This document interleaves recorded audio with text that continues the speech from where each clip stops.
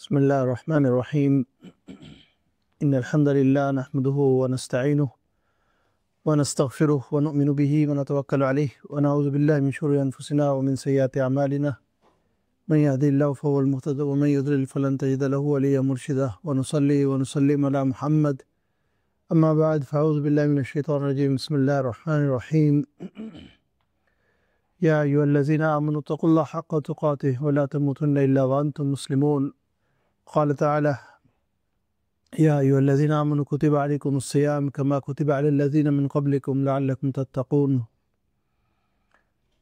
وقال النبي صلى الله عليه وسلم: نعمتان مغبون فيهما كثير من الناس، الصحة والفراغ، أو كما قال عليه الصلاة والسلام: رب اشرح لي صدري ويسر لي أمري واحلل عقدة من لساني يفقهوا قولي.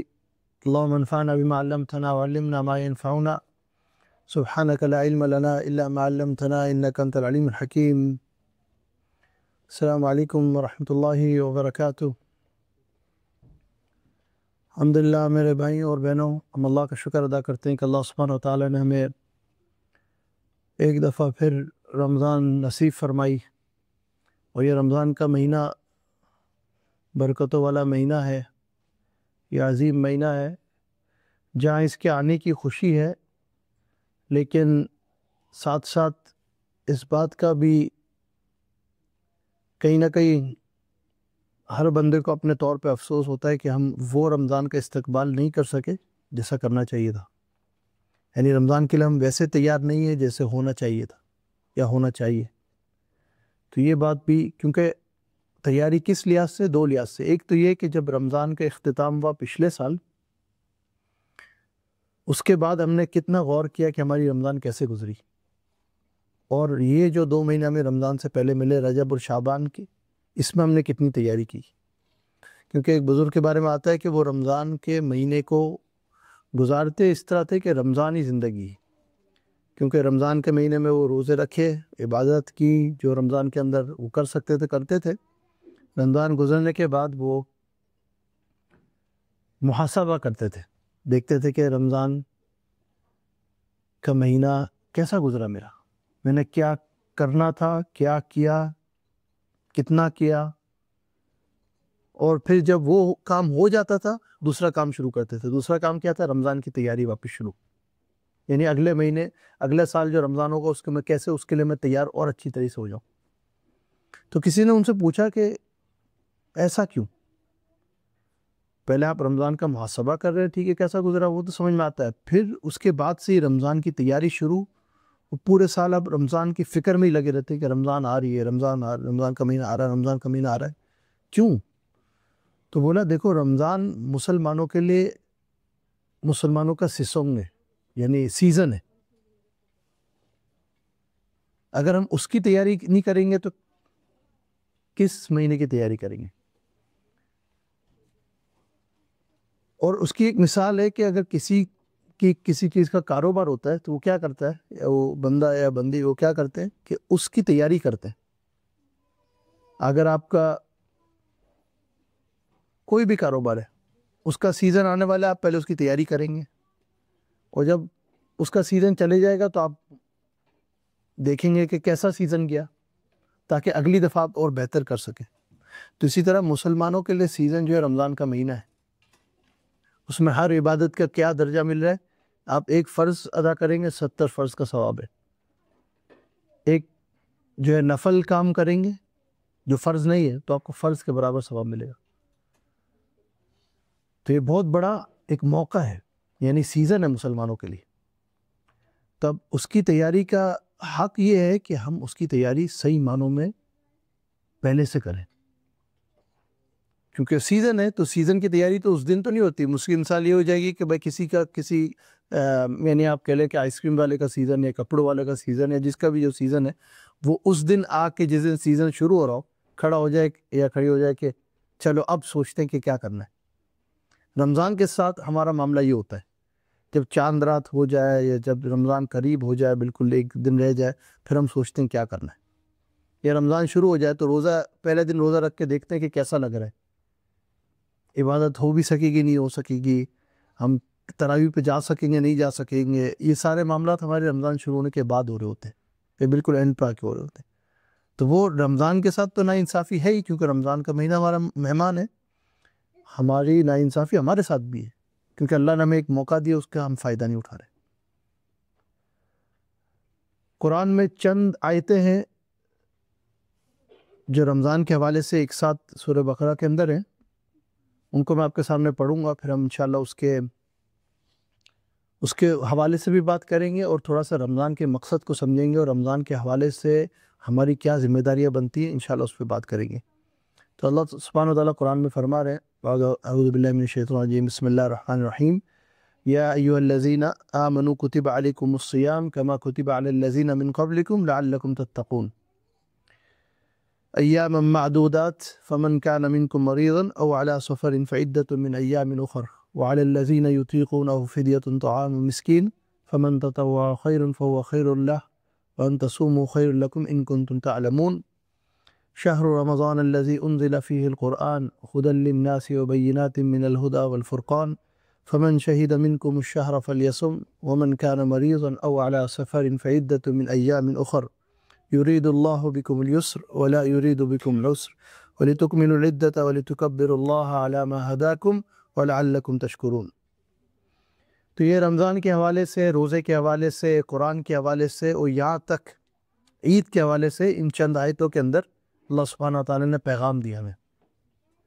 تو پہلے تو اللہ سبحانہ وتعالی فرما رہے ہیں کہ رمضان کے اندر جو روزے ہیں، کیونکہ رمضان جیسے ہی آتا ہے سب سے بڑی عبادت رمضان کے اندر روزے، بچہ بھی، غیر مسلم بھی جانتے ہیں کہ مسلمان رمضان کے اندر روزے رکھتے ہیں، اور بچہ جو نہیں روزے رکھتے ان کو بھی پتہ ہوتا ہے کہ بھئی رمضان کے اندر روزے رکھے جاتے ہیں.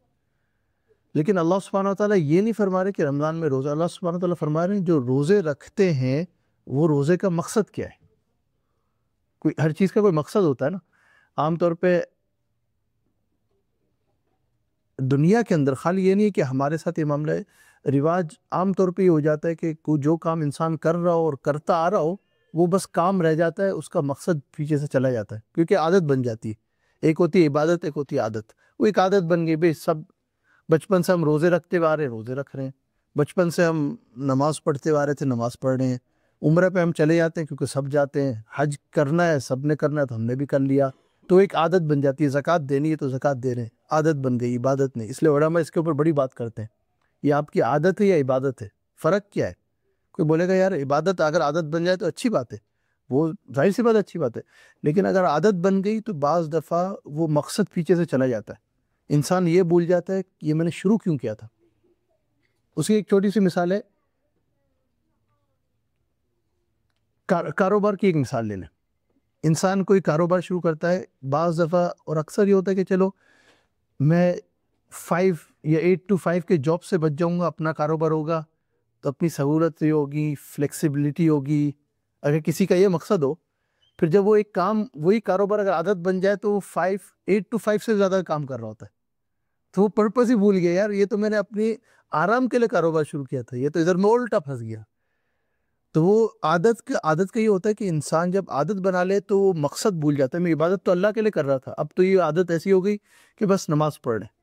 تو اس لیے بہت ضروری ہے کہ بار بار، اس لیے عام طور پہ ہم دیکھتے ہیں کہ جہاں انسان جو بڑا بزنس کرتے ہیں اور جو کوالٹی چاہتے ہیں اپنے کام والوں سے، وہ کیا کرتے ہیں، ان کو مختلف کانفرنسز کرواتے ہیں، مختلف، تاکہ اس میں ان کو مقصد سمجھ میں آئے، کمپنی کا مقصد کیا ہے، پرپس کیا ہے اس کمپنی کا. تو اس سے کیا ہوتا ہے، انسان بار بار اس پرپس کی طرف آتا ہے. میرا خالی مقصد یہ نہیں کہ میں چیک ان کروں، چیک آؤٹ کروں اور چلے جاؤں، نہیں، میں ایک پرپس سے اس کمپنی کے ساتھ ہوں، ہمارا یہ ایم ہے یا ہمارا ایجنڈا ہے. اسی طرح رمضان کا ہمیں مقصد کب سمجھ میں آئے گا، یا دین کا مقصد کب سمجھ میں آئے گا، عبادت کا، جب ہم کنٹینیوس اپنے آپ کو ریمائنڈ کریں گے.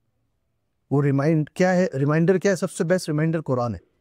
کہ قرآن کو ہم پڑھیں اور قرآن کو سمجھیں. تو اللہ سبحانہ وتعالیٰ قرآن میں کیا فرما رہے ہیں، کتب علیکم الصیام کما کتب علی الذین من قبلکم لعلکم تتقون، کہ آپ پہ روزے فرض کیے گئے جیسے کہ پچھلے پہ بھی روزے فرض تھے.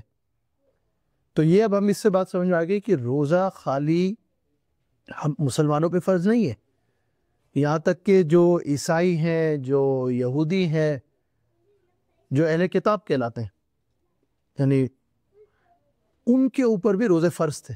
ان کا روزہ تھوڑا الگ تھا ہم سے، ٹائمنگ کے لحاظ سے بھی اور دنوں کے لحاظ سے بھی اور جو روزے کے اندر پابندی وہ بھی الگ تھی، لیکن ان کا بھی روزہ روزہ تھا. تو اللہ فرما رہے ہیں کہ روزہ ہم نے آپ کو دیا، یعنی مسلمانوں کو روزہ فرض کیا، لیکن آپ سے پہلے بھی روزہ فرض کیا گیا ہے. لیکن اس کا مقصد کیا ہے؟ لعلکم تتقون، تاکہ تم تقوی حاصل کر لو. اب تقوی کیا چیز ہے؟ آسان لفظوں میں تقوی یہ سمجھ لیں کہ اللہ کا دھیان نصیب ہو جائے. اور اب یہ دیکھیں کنیکشن کیا ہے کہ جہاں جہاں عبادت منشن ہو رہی ہے، یہاں تک کہ قربانی جو آتی ہے، جو بقرعید کے ٹائم پہ آتی ہے، عید الاضحیٰ کے ٹائم پہ، جو بڑی عید بھی کہتے ہیں جس کو، چھوٹی عید بڑی عید آپ لوگوں نے سنا ہوگا، یا عید الفطر، عید الاضحیٰ، یا قربانی والی عید اور رمضان والی عید، بہت سے نام لوگ مختلف طریقے سے اس کا تعارف کرا دیں. تو وہ جو عید الاضحیٰ ہے، جو قربانی اضحیٰ، کیونکہ وہ انسان قربانی کر رہا ہوتا ہے اور اللہ کے لیے سیکریفائز کرتا ہے، تو اس عید کے اندر جو قربانی کی جاتی ہے، اللہ کیا فرما رہے ہیں؟ لَن يَنَالَ اللَّهَ لُحُومُهَا وَلَا دِمَاؤُهَا وَلَكِنْ يَنَالُهُ التَّقْوَى مِنْكُمْ، کہ جو تم قربانی کرتے ہو اس کا نہ گوشت نہ خون مجھے پہنچتا ہے. اللہ کو تو کچھ نہیں، اللہ کو نہ اس سے مطلب ہے، اللہ کو ہماری عبادت سے تھوڑی کوئی فائدہ ہو رہا ہے. یہاں پہ 5 لوگ کھڑے ہوں یا 50 لوگ کھڑے ہوں، اللہ کی عزت میں تھوڑی کوئی فرق آ رہا ہے. اللہ کی ایک بندہ تعریف کرے، اللہ کی پوری دنیا تعریف کرے، اللہ کو تھوڑی کوئی فرق پڑ رہا ہے. اللہ سبحانہ و تعالی، اور یہی چیز ہمارے اسلام میں اور غیر مذہب میں فرق ہے. کیا فرق ہے سب سے بڑا اسلام اور غیر مذہب کے اندر؟ اور غیر مذہب کے اندر، خاص طور پر کچھ مذاہب کے اندر، یہ کانسیپٹ ہے کہ اللہ کو بندوں کی ضرورت ہے. ان کی عبادت کے اندر بھی یہ چیز مینشن کی جاتی ہے کہ اگر اللہ کو ہماری ضرورت ہے اللہ کے وجود کے لیے، لیکن اسلام میں یہ کانسیپٹ نہیں ہے. اسلام میں یہ ہے کہ ہمیں اللہ کی ضرورت ہے. بعض مذاہب کے اندر یہ باقاعدہ بات کی جاتی ہے، میں کسی اسپیسیفک مذہب کا یا مذاہب کو ذکر نہیں کروں گا، لیکن بعض مذاہب کے اندر یہ کہ بھائی اگر ہم اچھا کر رہے ہیں تو اس میں اللہ کا فائدہ ہے. اور یہ نیچرل ہوتا ہے ان کی، مطلب ان کی عبادت کے اندر نیچرل یہ کانسیپٹ ہے کہ ہم کر رہے ہیں تو یعنی ایک طرح سے ہم اللہ کو فیور دے رہے ہیں. لیکن اللہ سبحانہ وتعالیٰ قرآن میں کلیئر کر رہے ہیں، اور یہ ہمارا مسلمانوں کا مین یعنی ایک کانسیپٹ ہے عبادت کے اندر، کہ ہم اللہ کے لیے کر رہے ہیں، لیکن اللہ کو اس کا فائدہ نہیں ہے، فائدہ ہمیں، ہم محتاج ہیں. تو ہم نے اگر نماز پڑھی ہمارا فائدہ ہے، ہم نے روزہ رکھا ہمارا فائدہ ہے، کیونکہ اللہ اس کے بدلے میں ہمیں کچھ دیں گے. تو اس لیے آپ صلی اللہ علیہ وسلم نے بھی فرمایا کہ جتنی میں عبادت کر لوں، جتنا بھی میں کر لوں، پھر بھی اگر اللہ کا فضل ہوگا، احسان ہوگا، تو میں جنت میں داخل ہوں گا. یہ اللہ کے نبی فرما رہے ہیں. تو اس سے پتہ چلتا ہے دونوں چیزوں میں بیلنس. ایک تو یہ کہ ہم کریں گے صرف اللہ کے لیے کریں گے، دوسرا یہ کہ جو ہم کر رہے ہیں اس کا فائدہ ہمیں ہی ہے، اللہ کو اس سے کوئی غرض نہیں ہے. اللہ الصمد، اللہ بے نیاز ہے. سورہ اخلاص کا خلاصہ کیا ہے؟ اللہ بے نیاز ہے. اللہ کو ہمیں کسی کی ضرورت نہیں ہے، نہ اللہ کے اصول کوئی ہے، نہ اللہ کا فروع کوئی ہے. اصول و فروع کیا ہوتا ہے؟ یعنی آپ کے اوپر کوئی ہو اور آپ کے نیچے، یعنی آپ کے، اور اصول و فروع کمزوری ہوتی ہے. اصول و فروع انسان کی کمزوری ہے، ہمیں پتہ ہے. کوئی ایک اکیلا بندہ ہو، وہ بغیر ڈرے دنیا میں کام کرتا ہے، اس کے آگے پیچھے کوئی نہ ہونا. اصول فروع انسان کی کمزوری ہے، اس لیے ہم اس پہ یقین رکھتے ہیں کہ اللہ کے اصول و فروع نہیں ہے. بعض مذاہب کے اندر ہوتا ہے کہ کوئی اللہ کے بیٹا ہے، کوئی یعنی اللہ سے رشتے جوڑتے، وہ اسلام اس سے پاک ہے. اور اس کا سب سے بڑا مین یہی وجہ ہے کہ اللہ سبحانہ و تعالیٰ خود فرما رہے ہیں کہ اللہ بے نیاز ہے. لم یلد ولم یولد، نہ اللہ سے کوئی پیدا ہوا نہ اللہ کسی سے پیدا ہوئے. اللہ ہمیشہ سے ہے اور ہمیشہ رہیں گے. تو جو قرآن کے اندر تقویٰ ہے، جو رمضان کے حوالے سے بات ہو رہی، وہ کیا ہے کہ اللہ کی یاد دہانی میں نصیب ہو جائے. ہر عبادت کے ساتھ اللہ تقویٰ جوڑ رہے ہیں. کیوں؟ کیونکہ مقصد ہی یہی ہے. عبادت کا مقصد خالی یہ نہیں ہے کہ اپنے آپ کو یعنی ایک ہوتا نا یار، نماز کے لیے آپ خاص طور پہ فجر میں جلدی اٹھ رہے ہیں، عشاء کے لیے دیر تک جاگ رہے ہیں. اگر سمر کو ٹائم کو لے لیں، ونٹر میں تو بہت ایزی ہو جاتا ہے اگر ہم سویڈن کی بات کریں تو. ونٹر میں بہت ایزی ہے، سمر میں بہت مشکل ہو جاتا ہے. لیکن یہ مقصد یہ تھوڑی کہ انسان کو تھکنا ہے یا تھکانا ہے. اللہ کو اس سے فائدہ نہیں ہے. انسان کو ان عبادات سے، ان معاملات سے یہ بتانا ہے کہ اللہ کی ماننی ہے. اب ایک مثال ہے، میں بعض دفعہ یہ دیتا بھی ہوں مثال ہوں کہ بھئی اگر مغرب کی ہیں تو 3 رکعتیں، قصر میں ہے تو آدھی نماز ہے. مغرب کی آدھی نہیں ہے، باقی دوسری نمازوں کی آدھی ہے. اسی طرح آپ روزے لے لیں تو اگر 29 کو رمضان ختم ہو رہی ہے تو 29 ہے، 30ویں کو آپ نے روزہ نہیں رکھنا، بلکہ 30ویں کو اگر رکھیں گے اور عید ہو گئی تو حرام ہے. اس سے آپ کو کیا سمجھ میں آ رہا ہے؟ سب کچھ ہمیں کیا سمجھ میں آ رہا ہے کہ اللہ کی ماننے میں ہے، ہمارے اپنے اس میں نہیں ہے کہ میں اور کر سکتا تو اور کر لوں گا، ظہر میں 4 کی جگہ 8 پڑھ لوں گا، یا آج ہمت نہیں تو 2 پڑھ لوں. نہیں، اصل ہے کہ آپ نے ماننا سیکھنا ہے. اسی طرح رمضان کے اندر ہے بھائی ادھر سے روزہ شروع ہوگا اور ادھر روزہ ختم ہوگا. کوئی کہے نہیں یار آج تو مجھے اتنی زیادہ بھوک نہیں لگی، میں 1 گھنٹہ اور رکھ لوں. تو یہ سب عقل ہے. لیکن دین میں اصل کیا ہے؟ سیدھی سی بات یہ ہے اور فیکٹ یہ ہے کہ دین میں نقل ہے. نقل کس کی ہے؟ اللہ کے نبی کی. اور ماننے کس کی ہے؟ اللہ کی. تو یہ دین کا اصول ہے سب سے بڑا جو ہمیں سمجھنا ہے. کیونکہ جتنا ہم دین سے دور جائیں گے، اور دین سے دور یعنی اللہ کے نبی کے دور سے دور کی بات کر رہا ہوں میں، یعنی 1400 سال اگر ہو گئے تو ہم نے ترقی نہیں کی ہے، ہم نے دین کے اندر ہم اور دور جا رہے ہیں اللہ کے نبی سے. تو اس میں ہمیں اور زیادہ اس کانسیپٹ کے اوپر فرم ہونا چاہیے، اس کے اوپر ہمیں مضبوط ہونا چاہیے کہ فائدہ ہمیں اللہ کے نبی کی نقل میں. کیونکہ جتنا ہم دور جائیں گے اتنا لوگ اپنی عقل کو اور بتائیں گے بھائی یہ ہماری عقل میں بات آتی ہے. آج جیسے کئی دفعہ ہم نے بات کی بھائی یہ نہیں، یہ کر لیں، اس میں دین کا زیادہ فائدہ ہے. آپ کون ہوتے ہیں دین کا فائدہ زیادہ بتانے والے ہیں جب اللہ نے بتا دیا کہ اس میں فائدہ ہے اور اللہ کے نبی نے کر کے دکھا دیا؟ چاہے ہم کتنا بھی دین سے دور یعنی اللہ کے نبی کے زمانے سے دور ہو جائیں، کانسیپٹ وہی رہے گا کہ عقل ہے، نقل نہیں ہے. یہ بہت ضروری اصول ہے. اگر ہم اس کے اوپر اتر جائیں گے تو ہماری بچوں کو بھی دین صحیح سمجھ میں آئے گا. مانا اگر ہم عقل استعمال کریں گے آج، اس کا نقصان کیا ہوگا یہ بھی سمجھ لیں. کیونکہ اگر آپ نے اپنی عقل استعمال کری تو آپ کے بچے آپ سے 5 گنا زیادہ آگے جا کے یا 10 گنا زیادہ جا کے عقل استعمال کریں گے. تو جب اینڈ میں جا کے دین نہیں باقی رہے گا، وہ ایک اپنا کچھ بنایا ہوا. یہی پرانے جو دور تھے، انبیاء کے جو پرانے دور تھے، اس میں خرابی کب آئی؟ جب سب نے اپنی عقل استعمال کرنا شروع کی کہ بھائی ہماری سمجھ میں یہ آ رہا ہے کس طرح کر لیں. تو انہوں نے تھوڑا اس طرح کر لیا، پھر بھی شاید کچھ گنجائش ہو، پھر ان کے بعد والوں نے کہا نہیں ہماری سمجھ میں آ رہا ہے تھوڑا سا اور یہ کر لیں.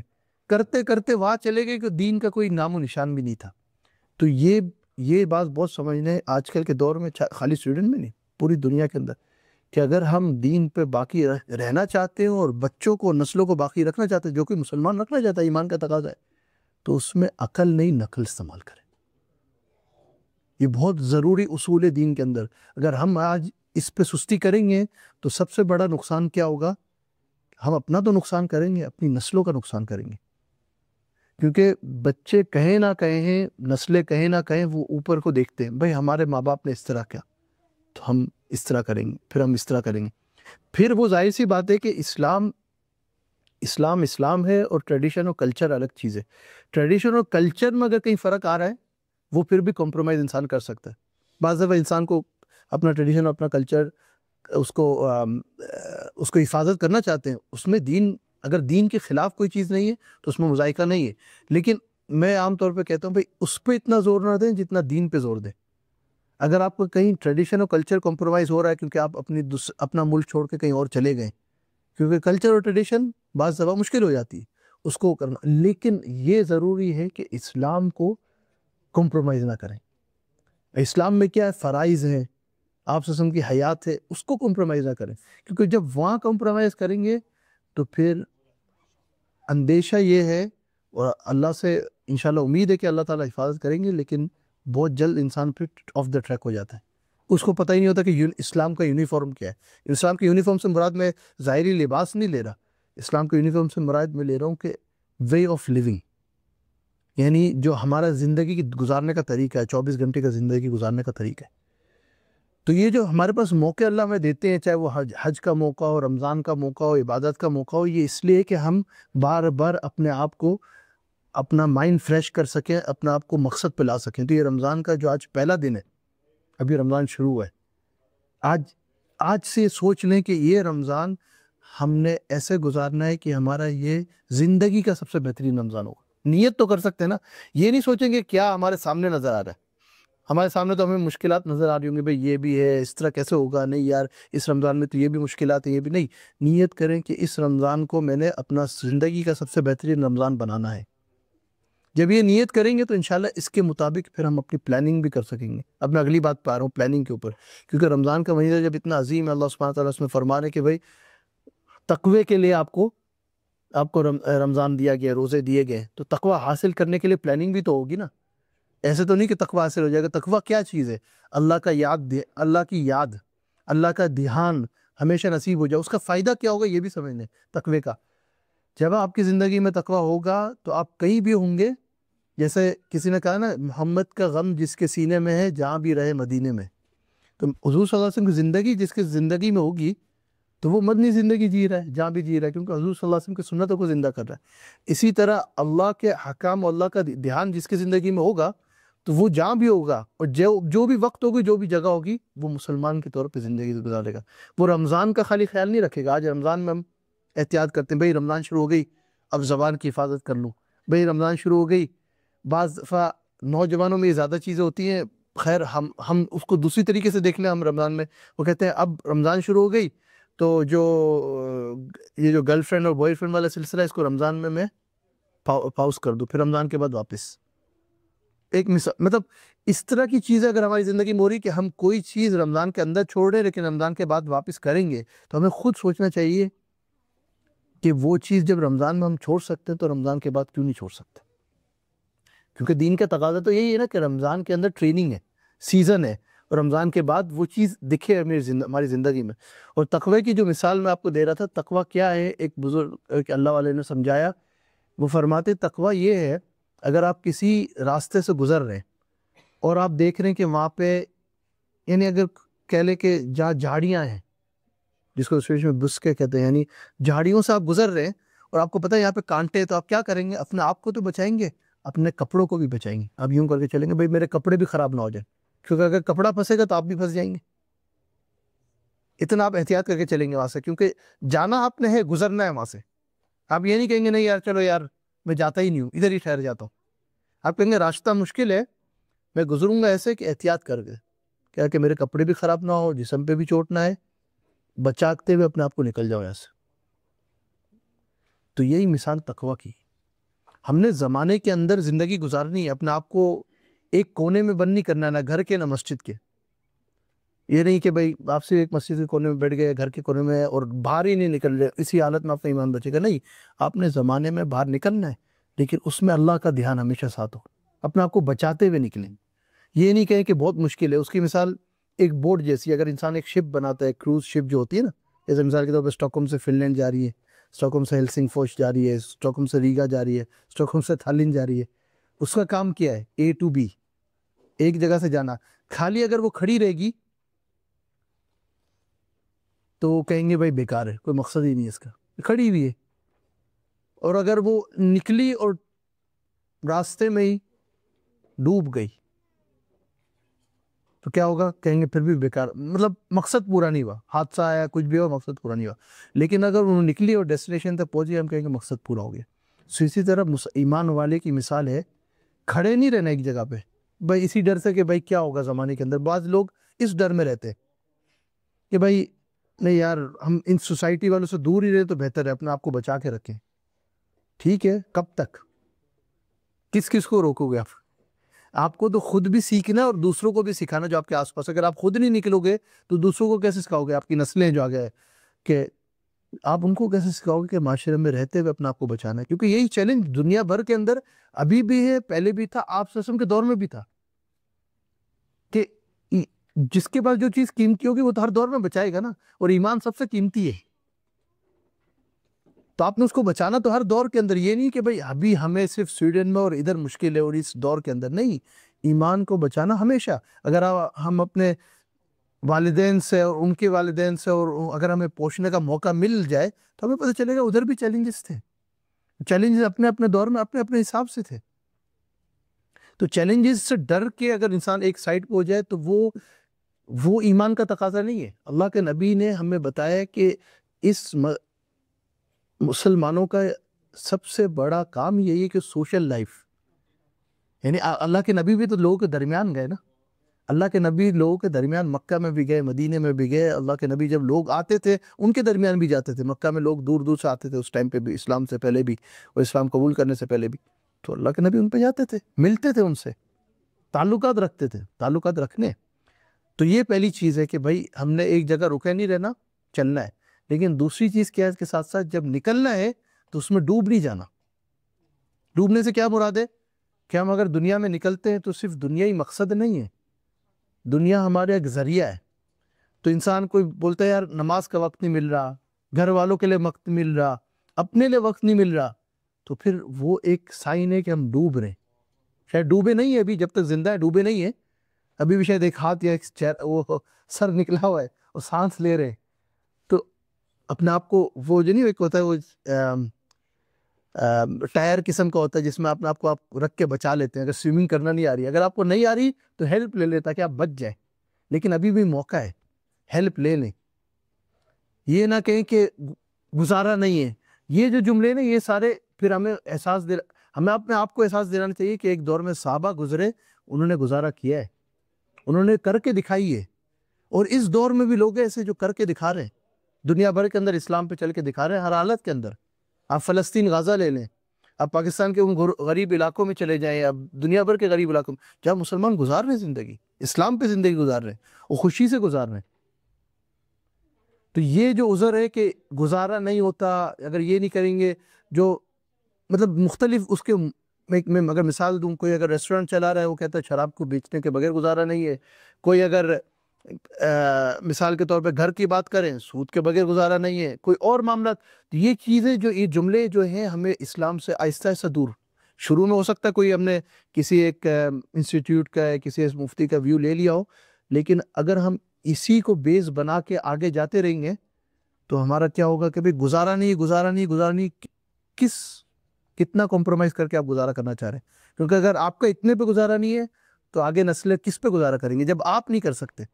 آپ صلی اللہ علیہ وسلم ہمیشہ صحابہ سے 2 قدم آگے ہوتے تھے. ایک صحابی آیا اور وہ بتانے لگے کہ مجھے بھوک کی وجہ سے ایک پتھر رکھا ہوا ہے. تو آپ صلی اللہ علیہ وسلم نے اپنی قمیض اٹھائی اور اس وقت 2 پتھر باندھے، ایک اس سائڈ پہ ایک اس سائڈ پہ، بتانے کے لیے کہ ان کی بھوک اور شدت تھی، یعنی اور دن ہو گئے تھے نہیں کھایا تھا. تو ہمیں یہ سوچنا ہے کہ اگر آج انسان کمزور ہے، کوئی بھی ہم میں سے چاہے بولنے والے چاہے سننے والے، ہماری سب کی اپنی اپنی کمزوریاں ہیں، ٹھیک ہے، اور اس لیے ہم دنیا کے اندر اللہ فرما رہے ہیں خلق الانسان ضعیفا، ہم انسان کمزور ہے. لیکن ہمیں یہ سوچنا چاہیے اگر آج ہم کمزور پڑ گئے اور ہم آہستہ آہستہ یہ چیزیں ساری اپنے جو اصول ہیں دین کے وہ چھوڑتے رہے تو ہماری آگے کی نسلوں سے ہم زیادہ امید نہیں کر سکتے. جب ہم ان حالت میں جتنی سہولیات اللہ نے ہمیں دی ہیں دنیا اور دینی بھی لحاظ سے، اللہ نے پھر بھی ہمیں بہت سہولیت دی. بہت سے مسلمان ملک ہیں جن میں آپ اتنا نہیں کر سکتے جتنا سویڈن میں رہ کے آپ کر سکتے ہیں، اور بہت سے ایسے ملک ہیں جس میں آپ کو وہ سہولیات نہیں ملتی جو آپ کو سویڈن میں ملی ہوئی. اگر ہم سویڈن کی بات کریں، چیلنجز الگ ہیں، دنیا بھر میں چیلنجز ہوتے ہیں، لیکن ہم نے وہ پازیٹیو چیزیں دیکھنی ہے اور ہم نے پازیٹیو رہ کے ہم نے ایک ماحول بنانا ہے. اور اگر ان موقعوں سے ہم فائدہ نہیں اٹھائیں گے، رمضان جیسے موقعوں سے، تو کب اٹھائیں گے؟ تو تقوی کا جو ماحول ہے وہ ایسا نہیں بنتا. تقوی کا ماحول جب بنتا ہے جب ہم ایک دوسرے کو اللہ کی یاد دلائیں، ایک دوسرے کو اس کا مقصد بتائیں کہ تقوی سے فائدہ، سب سے بڑا فائدہ کیا ہوگا؟ ہم انسان بن جائیں گے. سب سے بڑا فائدہ تقوی کا کیا کہ ہم انسان بن جائیں گے. کیوں؟ کیونکہ ہم کبھی کسی کو نقصان نہیں پہنچائیں گے. کیونکہ تقوی کا مقصد کیا ہے کہ اللہ مجھے دیکھ رہے ہیں، اللہ مجھے سن رہے ہیں، اللہ کو معلوم ہے میں نے کیا کیا، کیا کروں گا، کیا کروں گی، یا کیا کرنے والا ہوں، یا کیا کرنے والی ہوں. اس تقوی کا سب سے بڑا مقصد یہ ہے. تو تقوی حاصل کرنا وہ نہیں کہ یار یہ ماشاءاللہ آج ہم تقوی کو اس سے جوڑ دیتے ہیں، کوئی اللہ کے ولی ہوں، بڑے بزرگ ہوں، ماشاءاللہ بہت متقی انسان ہے. ہر ایک مسلمان کی ذمہ داری ہے کہ تقوی حاصل کرے. اور تقوی کا بیس کیا ہے کہ اللہ کی یاد نصیب ہو جائے. اور اس کا سب سے بڑا فائدہ کیا، جو سب سے بڑی ضرورت ہے آج ہم سے جو غلط کام ہوتے ہیں، بڑوں سے شروع کریں پھر ہم بچوں پہ آتے ہیں. غلط کام سے میں کیا مراد لے رہا ہوں؟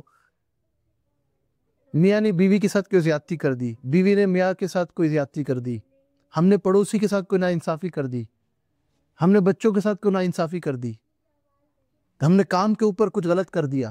یہ کب ہو رہا ہوتا ہے؟ جب اس مومنٹ کے اندر ہم اللہ کا نہیں سوچ رہے ہوتے، ہم یہ سوچ رہے ہوتے میرے پہ بات آئی ہوئی ہوتی. صحابہ کا وہ لیول آف ایمان تھا کہ وہ جنگ کی حالت میں بھی جہاں ان کی جان بنی ہوئی ہوتی تھی ان کے اللہ کی یاد نہیں جاتی تھی. میں آپ کو ایک مثال دیتا ہوں. علی رضی اللہ عنہ کی ایک بہت بڑی مثال ہے.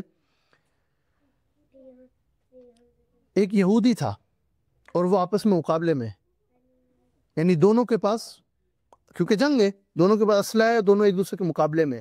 علی رضی اللہ عنہ کو اللہ نے وہ طاقت، وہ شجاعت، وہ بہادری، وہ ہوشیاری دی تھی کہ وہ آرام سے اس کو قابو کر لیا. تو جب علی رضی اللہ عنہ اس کو قابو میں اس کو پکڑ لیا تو اس نے علی رضی اللہ عنہ کو اکسانے کے لیے، یعنی تاکہ ان کو اور غصہ آئے اور وہ جلدی کام، یعنی اس کی اگر جان لے ہی رہے ہیں کیونکہ جنگ کا موقع ہے، چھوڑیں گے نہیں. اس کا اپنا ایک تھنکنگ تھی، بھئی جنگ کا موقع ہے، مجھے تو نہیں چھوڑیں گے، اب جان لینی ہے، مجھے زیادہ تکلیف نہ ہو، میں جلدی کرتا ہوں، ان کو غصہ دلاتا ہوں تاکہ وہ میری جلدی جان لے، ختم ہو جائے معاملہ. تو اس نے کیا کیا؟ اپنی عقل سے سوچ کے اس نے تھوک دیا ان کے اوپر، یعنی بتانے کے لیے کہ میں تمہاری کوئی بات سننے نہیں والا، جو تمہیں کرنا ہے کرو اور فارغ کرو. تو علی رضی اللہ عنہ کے اس نے جب تھوکا نا تو علی رضی اللہ عنہ ایک تھوڑے سے لمحے کے لیے رکے اور پھر پیچھے ہٹ کے اس کو چھوڑ کے چلے گئے. وہ پوچھ رہے ہیں، کہہ رہے تم نے مجھے قابو کر لیا تھا، تم میری جان لے سکتے تو کیوں چھوڑ کے جا رہے ہو؟ بولا جب پہلے میں نے تمہیں قابو کیا تو میرے ذہن میں تھا کہ میں اللہ کے لیے اللہ کے دشمنوں سے لڑ رہا ہوں. جب تم نے مجھے تھوکا تو یہ بات پرسنل ہو گئی، تم نے مجھے غصہ دلا دیا میرے اندر، یعنی وہ جو غصہ کس کی طرف سے ہوتا ہے؟ شیطان کی طرف سے. جو آج جنگ کے اندر نقصان ہو رہا ہے دنیا بھر کے اندر، وہ اس لیے ہو رہا ہے کہ دشمنی پرسنل ہے. اسلام کے اندر جو جنگ بھی تھی وہ پرسنل نہیں تھی، وہ لوگوں کی حفاظت کے لیے تھی، دفاع تھا وہ لوگوں کی حفاظت کے لیے. پرسنل چیزیں اسلام کے اندر نہیں ہوتی کہ میری سمجھ میں یہ آ رہا ہے، میں اس کے ساتھ یہ کروں گا، میں اس کے ساتھ بدلہ لوں گا، میں اس کے اوپر یہ الزام لگاؤں گا، میں اس کو جاب سے نکال لوں گا. ابو بکر رضی اللہ عنہ کی بیٹی پہ الزام لگا. کس پہ؟ بیٹی کے اوپر، عائشہ رضی اللہ عنہ کے اوپر. تو جو تہمت لگی تھی جس کے اندر سورہ قرآن کے اندر 10 آیتیں برات کے اوپر جائی ہیں. ابو بکر رضی اللہ عنہ ایک آدمی کی مدد کرتے تھے، ماہانہ میں طور پہ کرتے ہوں گے، ہفتے کے طور پہ کرتے ہوں گے، دن کے، لیکن بہرحال اس کی مدد کرتے تھے، امداد کرتے تھے، اس کی مدد کرتے تھے. تو الزام لگانے والوں میں ان کی صفوں کے اندر ایک بندہ جو شامل تھا وہ بھی تھا جس کو ابو بکر رضی اللہ عنہ مدد کرتے تھے. تو ابو بکر رضی اللہ عنہ نے سوچا مجھے روک دینی چاہیے اس کی امداد، اصول تو یہی بنتا ہے. میری بیٹی کا اس نے لحاظ نہیں کیا اور الزام لگانے میں شامل، اللہ کے نبی کی خاتون ہے، میری بیٹی ہے ابو بکر رضی اللہ عنہ کی بیٹی، اس پہ الزام لگانے میں شامل ہے وہ. تو اللہ کے نبی نے ان کو یاد دلایا، بولا دیکھو اگر تم اللہ کے لیے کرتے تھے نا تو کرتے رہو. کتنی بڑی بات ہے. یعنی آج ہم پرسنل وجہ سے روک دیتے ہیں، میں ادھر امداد چھوڑ دوں، ادھر کر دوں، پرسنل چیزوں کی وجہ سے ہم نیکی کے کام بھی روک دیتے ہیں. یہ بہت بڑا سبق ہے اسلام ہمیں دے رہا ہے.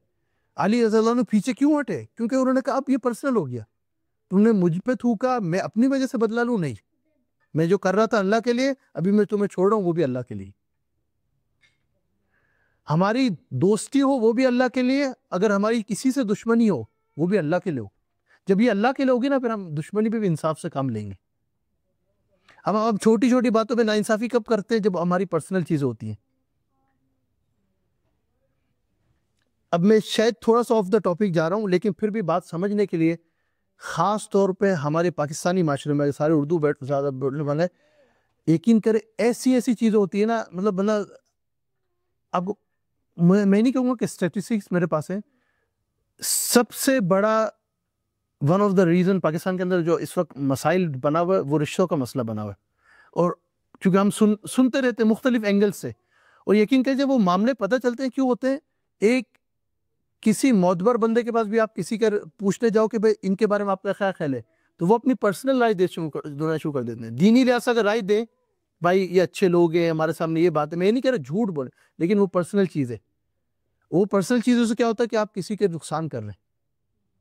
کتنے رشتے دیندار اور جو یا تو اگر مذہبی ہوں گے یا دیندار ہوں گے یا عزت دار لوگ ہوں گے معاشرے میں، وہ ان کی وجہ سے رشتے کتنے خراب ہو جاتے ہیں. تو کیونکہ وہ پرسنل چیزیں بیچ میں آ گئی.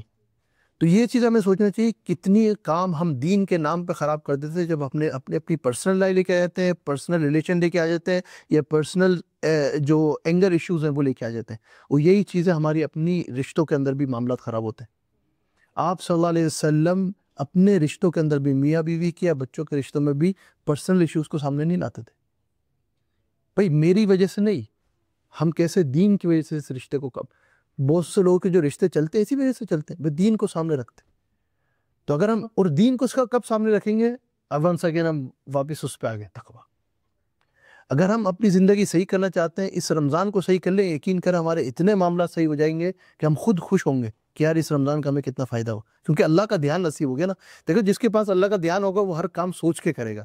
جب وہ سوچ کے کرے گا تو کتنے نقصان سے بچ جائے گا.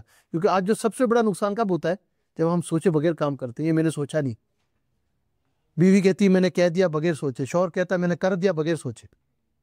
میں نہیں کہہ رہا ہمیشہ یہ ہوتا ہے، لیکن کتنی دفعہ یہ سننے کو ملتا ہے. جب اس کا پھر نقصان کیا ہوتا ہے، رشتہ خراب ہو جاتا ہے.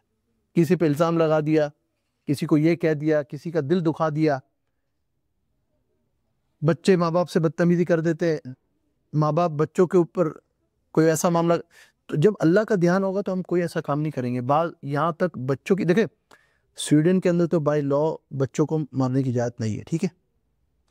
اسلام کے اندر کیا ہے یہ بھی سمجھ لیں. اسلام کے اندر یہ کہ بچوں کی تربیت کرنی ہے، اور بچوں کو آپ نے تربیت کے اندر یہ نہیں کہ آپ نے بچوں کو، ہم اس کا جملہ بھی غلط لیتے ہیں. بچوں کو جو تربیت کرنی ہے وہ یہ کہ آپ بچوں کو صحیح راستہ دکھا سکیں. اس میں کبھی زور زبردستی کرنی ہو تو وہ الگ ہے. وہ کس طرح ہے، یعنی آپ ان کو راستہ دکھا رہے ہیں. تو مثال کے طور پر میں آپ کو مثال دیتا ہوں. اگر کوئی بچہ آپ کو لگ رہا ہے کہ بھئی وہ جا رہا ہے ادھر، وہ یہاں سے گر جائے گا، تو زور زبردستی کیا ہوگا، پکڑ کے روکیں گے نا، اس کو پکڑ کے روکیں گے نا. تو اسلام وہ زور زبردستی کے قائل ہے کہ آپ کو نظر آ رہا ہے اس کو دنیا اور آخرت کا نقصان ہو رہا ہے، تو آپ اس کو روک کے اس کو سمجھائیں. وہ ایک زور زبردستی اس ٹرم کے اندر ہے. یہ نہیں ہے کہ انسان پرسنل ہو جائے اور اسلام کے نام کے اوپر انسان بچے کو مار رہا ہو. تو وہ چیزیں اسلام اس سے روکتا ہے. اللہ کے نبی نے کبھی بھی ہاتھ نہیں اٹھایا. اللہ کے نبی نے تو انس رضی اللہ عنہ فرماتے ہیں کہ میں 10 سال ان کی خدمت میں رہا، تو مجھے کبھی بھی یہ نہیں کہا کہ یہ کیوں کیا، یہ کیوں نہیں کیا. تو یہ تربیت ہمیں کب ہوگی، جب ہم رمضان کا مہینہ سمجھ کے گزاریں گے. میں آپ کو، ہم نے پچھلے مہینے کے درس میں بات کی تھی، لیکن تھوڑا سا پچھلے رمضان کے اندر ہمارے پاس کتنے آس پاس لوگ تھے جو اب اس رمضان میں ہمارے ساتھ نہیں. اگر آپ یہ سمجھے کہ یہ رمضان ہمارے پاس موقع ہے، اگلی رمضان، اس سے اگلی رمضان ہم اپنے معاملات سدھار لیں گے، تو یہ ایک، یقین کریں میرے لیے بھی اور ہم سب کے لیے بھی بیوقوفی کی بات ہے. کوئی گارنٹی تو ہے نہیں، اگلے دن کی گارنٹی نہیں، اگلے منٹ کی نہیں، اگلے سیکنڈ کی نہیں، اور ہم اگلی رمضان پہ جا رہے ہیں. یہاں پہ ہمارے درمیان ایک بہن ہوتی تھی، مسجد کے اندر بھی ماشاءاللہ کافی ایکٹیو تھی، mid 30s کے اندر تھی. رمضان سے مہینہ پہلے تقریباً انتقال ہو گیا. اور اسی طرح بھی 3 دن پہلے کی بات ہے تقریباً، مجھے یہاں سے ہاسپٹل فون آیا کہ بھائی آپ ہاسپٹل آ سکتے ہیں. میں ادھر گیا، یہ کھرولیز کا میں mid 30s کے اندر ایک لڑکا جس کی یہاں پہ کوئی فیملی نہیں، صرف چند دوست. تو ہم ادھر گئے تو وہ ڈاکٹر تیاری کر رہے تھے، مشین وغیرہ، یعنی مینٹلی پریپیئر کر رہے تھے، دوستوں کو بھی اور گھر والوں سے بات کر رہے تھے آن لائن، کیونکہ گھر والے یہاں پہ کوئی بھی نہیں تھے، ان کے اس لڑکے کے فیملی کے گھر والا کوئی بھی نہیں تھے یہاں پہ، دوست تھے بس. تو مینٹلی پریپیئر کر رہے تھے. تو پھر مطلب میں نے ان سے بھی بات کی، دوستوں سے بھی، ڈاکٹر سے بھی، اور یعنی ڈاکٹر جو کر سکتے تو انہوں نے کر لیا تھا. اللہ کا حکم، ہمارے ایمان کا تقاضا تو یہی ہے نا. لیکن جب پتہ چلا کہ بھئی کیا ہے، کوئی اس کی نون بیماری نہیں تھی اس لڑکی کی، وہ کوئی ایسی عادت بھی نہیں، کوئی بیماری بھی نہیں. اچانک ایک رات کو بس تکلیف ہوئی، ہاسپٹل گئے، اور 3 دن بعد اس نتیجے پہ ڈاکٹر پہنچے کہ پہلے ہارٹ رکا ہے، اس نتیجے کے اندر برین رک گیا، برین ڈیڈ. اور ڈاکٹر کا جو سویڈش میں جملہ تھا، وی بیکلاگر سورین وی ویت انتے وایان لیدن، یعنی ہم وی آر ویری سوری، لیکن ہمیں یہ بھی نہیں پتا کہ ریزن کیا ہے. یہ بات کر رہا ہوں اس سینئر ڈاکٹر کا جو ایور لیکر ہے جس کو ہم کہتے ہیں. یعنی اس سے پتہ چلتا ہے اللہ کی قدرت کیسی ہے. ہم اگر اس میں لگے ہوئے کہ ہمارے پاس ایک اور رمضان ہے، ایک اور دن ہے، اس بیچارے نوجوان نے بھی تو یہی سوچا ہوگا نا کہ رمضان آنے والی ہے، میں رمضان گزاروں گا، گھر والوں کے پاس جاؤں گا، کئی سالوں سے گھر والوں سے نہیں ملا ہوں گا، اس کے گھر والوں نے بھی یہ سوچا ہوگا، لیکن اس کے اللہ نے لکھی تھی، آ گئی، اور ایسے آئی کہ ڈاکٹر کہہ رہے کہ ہم نہیں کر سکتے اور کچھ، اور ہمارے سامنے ہی بس مشین نکال دیا گیا اور بتا دیا گیا کہ اب سامنے بھی دکھا بھی جو بھی دکھنا تھا۔ ایسے معاملات اللہ سبحانہ تعالیٰ، کیونکہ یہ بھی امتحان ہوتا ہے سب کے لیے، میرے تو خاص طور پہ ان معاملات سے واسطہ پڑتا ہے، کئی دفعہ ایسے کمروں میں جانا پڑتا ہے جہاں انسان آخری لمحات کے اندر ہو، تو ایک مشکل وقت ہوتا ہے، لیکن میں کہنے کا مقصد یہ کہنا چاہ رہا ہوں کہ کسی کو کسی کی زندگی کا نہیں پتہ نہیں ہے۔ اب جب ہمیں اس کا پتہ نہیں ہے، اور ایک اللہ والے کہتے تھے جب ہمیں یہ نہیں پتہ، ہمارا زور اس کے اوپر نہیں ہے کہ ہم زندگی کب شروع کر رہے ہیں، اور جب ہمارا زور اس پہ نہیں ہے زندگی کب ختم ہو رہی ہے، تو ہم بیچ میں کیوں زور چلاتے ہیں؟ یہ کون سی بیوقوفی ہے کہ بیچ میں ہم اپنا زور چلاتے ہیں؟ جو 2-4 دن جوانی کے ہوتے ہیں، میری مرضی، میں یہ کر لوں گا، میں اپنے گھر میں، مطلب سب جگہ نرمی کیوں نہیں آتی ہماری، چاہے ماں باپ کے رشتے میں ہو، کیونکہ جب بچہ جوان ہونا شروع ہوتا ہے وہ سمجھتا ہے میں ہوں، اور جب رشتے کے اندر یہ ہوتا ہے میاں بیوی کے رشتے میں کہ اونچ نیچ کیوں ہوتی ہے، جب دونوں سمجھتے ہیں کہ میں ہوں، جب یہ سمجھے کہ ہم ہیں، اور ہم کیوں ہیں، کیونکہ ایک ٹرائنگل کی شیپ کے اندر اس رشتے کو عام طور پہ سمجھایا جاتا ہے کہ بھئی اگر ایک طرف میاں ہے، ایک طرف بیوی ہے، خاتون ہے اور شوہر ہے، اور جتنا وہ اللہ سے قریب ہوتے رہیں گے وہ ایک دوسرے سے بھی قریب ہوتے رہیں گے، جتنا وہ اللہ سے دور ہوتے رہیں گے وہ ایک دوسرے سے بھی دور ہوتے رہیں گے۔ آپ نے سنا ہوگا نیک رہیں گے تو ایک رہیں گے، تو یہ بہت ضروری کانسیپٹ اپنی زندگی کے۔ رمضان کو آپ اپنا دینی گھر میں ماحول بنا رہے، رمضان کے اندر گھر، اور اس سے کیا کس طرح کر سکتے ہیں؟ جس طرح کام کے اوپر ہمارا ٹائم ٹیبل بنتا ہے نا، کام کے اوپر ٹائم ٹیبل بنا ہوتا ہے، بھئی یہ ٹائم پہ لنچ ہوگا، یہ ٹائم پہ میٹنگ ہے، یہ ٹائم پہ آپ شروع کریں گے، یہ ٹائم پہ آپ ختم کریں گے، اسکول میں جاتے ہیں تو لیسنس کے ٹائم ہوتے ہیں، سلاٹس ہوتے ہیں، آپ کا بریک یہ ہوتا ہے، اسی طرح رمضان کے اندر کم سے کم اپنا روٹین بنا لیں، گھر کا روٹین، کہ بھئی اس ٹائم پہ میں کام پہ جاؤں گا، اس ٹائم پہ میں کام پہ جاؤں گی، اس ٹائم پہ میں کام سے واپس آؤں گا، اس ٹائم پہ کام سے آؤں گی، یہ ٹائم ہمارا فیملی ٹائم ہوگا، اس ٹائم پہ ہم بیٹھ کے کوئی حدیث پڑھ لیں گے، کوئی سیرت پڑھ لیں گے، آپس میں پوچھ لیں گے رمضان کے روزے کیسے گزر رہے ہیں، اور اس ٹائم پہ مسجد چلے آئیں گے، اگر روزانہ نہیں آ سکتے کم سے کم ان چند دنوں میں۔ تو ایک روٹین بنائے، پورے مہینے کی روٹین بنائے، اگر ابھی تک نہیں بنائی تو یہ ویکینڈ کو اویل کر لیں، اس ویکینڈ کو نہیں کریں گے تو کب کریں گے؟ آج پہلا دن ہے، سمجھ لیں کہ اس مجلس کا صدقہ یہی کہ آپ سب گھر جائیں اور گھر والوں کے ساتھ روٹین بنائیں، یہ رمضان ہم نے کیسے گزارنی مل کے۔ میں یہ نہیں کہہ رہا کہ ایک بندہ ڈیسائیڈ کرے، میں یہ نہیں کہہ رہا کہ یہ ہسبینڈ کا کام ہے یا وائف کا کام ہے، باپ کا کام ہے، ماں کا کام ہے، سب مل کے بچوں کو ساتھ بٹھائیں، بچوں سے پوچھیں ان کے کون کون سے دن فری ہیں، کون سے دن ٹریننگ نہیں ہے، کون سے دن یہ نہیں ہے، تو تاکہ فیل ہو رمضان ہے۔ لوگوں کا رمضان کی فیلنگ بھی نہیں آ رہی، جب نہیں ہوگی فیلنگ تو قدر کیسے ہوگی؟ تو رمضان کا روٹین بنائے، کم سے کم پتہ چلے کہ رمضان ہے، سحری نہیں تو افطاری ساتھ کر لیں، افطاری نہیں تو سحری ساتھ کر لیں، ایک مول تیت تو گھر میں ساتھ ہو رمضان کے اندر۔ بھائی سحری اگر لوگ الگ الگ کام پہ جا رہے ہیں، جو بھی ہو رہا ہے، ویسے تو سحری کی اپنی فضیلت ہے، آپ صلی اللہ علیہ وسلم نے فرمایا سحری کرو ولو بھی، یعنی اگر یہاں تک کہ کھجور سے کر لو یا پانی سے کر لو، لیکن سحری کر لو۔ اسودان کا کھجور کو بھی، یعنی کھجور کو بھی کالی سے اور پانی کو بھی، کیونکہ پانی کا کوئی رنگ نہیں ہوتا، تو پانی سے کھجور سے، لیکن سحری کرو۔ ہم یہ کہتے ہیں بھائی سحری میں کون اٹھے؟ سحری کی جو برکات ہے اور فائدے ہیں، سحری کے کیا فائدہ ہے؟ ایک تو یہ کہ برکتوں کا وقت ہے، آپ چاہے زیادہ نہیں کھائیں، بلکہ زیادہ کھانے کا کانسیپٹ بھی نہیں ہے، جتنا زیادہ کھائیں گے اتنا زیادہ جلدی آپ کا کام، جو پورا سسٹم کام کرے گا، اتنی جلدی آپ کو زیادہ بھوک لگے گی۔ تو کم کھائیں لیکن صحیح کھائیں، ٹھیک ہے، یہ اصل ہے، کم کھائیں لیکن صحیح کھائیں۔ کھجور میں فائدہ ہے، پانی میں فائدہ ہے، اور بہت سی چیزیں آج تو مل جاتی ہے اچھی ڈائٹ کے لیے کہ بندہ اچھا کھائے تاکہ دن، اور اتنے لمبے روزے نہیں ہے پھر بھی صحیح کھائیں، کم کھائیں صحیح کھائیے، لیکن سحری ضرور کریں، برکت ہے اس کا۔ ایک فائدہ یہ کہ آپ سحری کے لیے اٹھیں گے تو ہو سکتا ہے زیادہ گھر والے اٹھیں، ماحول بنے گا، سحری کی مول تھی تو آپ کو موقع ہی نہیں ملتا نا، کب ملتا ہے ویسے رمضان کے علاوہ؟ چلو ایک آدھ آپ نے ادھر ادھر روزے رکھ لیے، اللہ ماشاء اللہ جو پیر جمعرات کے روزے رکھتے ہیں دوسرے رکھتے ہیں، تو سحری کا موقع فائدہ جانے نہ دیں، سحری کا ایک ماحول بنائے گھر میں، اگر بنا سکتے ہیں، صحت اجازت دیتی ہے، اور سارا جو اٹھ سکتے ہیں زبردستی نہ کریں کسی سے، یہ بھی نہیں صحیح ہے۔ اگر کوئی روزہ رکھنا چاہ رہا ہے، نہیں اٹھ سک رہا ہے، تو وہ نیت کر کے سو جائے روزے کی، لیکن ماحول جو بنا سکتے، خاص طور پہ ویکینڈ کے اوپر پھر لمبا سو جائیں، تھوڑا سا، پورا دن بھی سو کے نہیں گزارنا، ایک بیلنس ہے، کوئی چیز یہ نہیں کہ بھائی حرام حلال اس طرح بھی نہ کریں، ایکسٹریم ہو جاتا ہے بھائی یہ جائز نہیں ہے، آپ کا روزہ نہیں ہوگا، نہیں. ایک بیلنس کے ساتھ اگر چلیں گے، جو چیزیں فضیلت ہے ان کو فضیلت کے ساتھ کر لیں. بھائی سحری کی فضیلت ہے، یہ نہیں کہ سحری کے بغیر آپ کا روزہ نہیں ہوگا، سحری کی فضیلت ہے. تو برکتوں والا مول تھی ہے، یعنی برکتوں والا ٹائم ہے، وہ کھانے جو کو بھی کھائیں گے اس میں انشاءاللہ برکت ہوگی. اور دوسری چیز اس کا فائدہ کیا ہے، تہجد نہیں چھوٹے گی آپ کی. جب آپ سحری کے لیے اٹھ رہے ہیں تو دو رکعت کا موقع مل جائے گا آپ کو، رمضان کی تہجد کی عادت ہو جائے، 2 رکعت روزانہ پڑھ لیں. اور تیسری چیز فجر نہیں چھوٹے گی. اگر آپ سحری میں سوئے تو چانس یہ کہ فجر بھی آپ کی گئی، پھر آپ اٹھیں گے بس جب کام پہ جانا ہے یا اسکول پہ جانا ہے تو اس وقت فجر کا وقت بھی چلا گیا تو فجر بھی مل جائے گی. یہ 3-4 فائدے تو میں نے آپ کو گنا دیے، ورنہ کتنے فائدے ہوں گے حدیث، کیونکہ حدیث میں جب ایک چیز آ گئی تو فائدے سے خالی ہی نہیں ہے، وہ فائدے ہی فائدے. تو سحری کی پابندی کر لیں، پہلی چیز.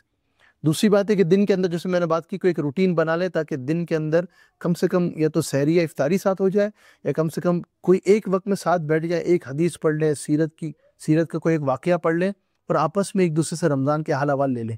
بھائی آپ کا قرآن کیسا چل رہا ہے، آپ کے ذکر کیسا چل رہا ہے، آپ کا روزہ کیسا چل رہا ہے، نمازیں ہو رہی نہیں ہو رہی.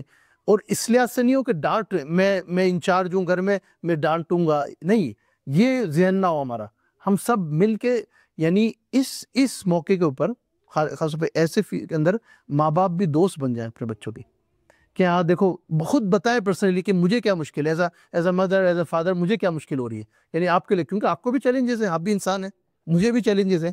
مطلب یہ نہیں کہ اگر میں امام ہوں یا لیکچر دے رہا ہوں تو اب اپنے چیلنجز کو بھی ایکسیپٹ کریں. ہاں میرے لیے فجر مشکل ہے، یا میرے لیے سحری مشکل ہے، یا میرے لیے کام کے اوپر زور اثر. بچے سے پوچھا آپ کو زور اثر کام اسکول میں کیسے لگ رہی. تو یہ جب بچوں کے ساتھ آپ کھلیں گے اور اپنی عاجزی ایکسیپٹ کریں گے تو بچے بھی آپ کے ساتھ کھلیں گے.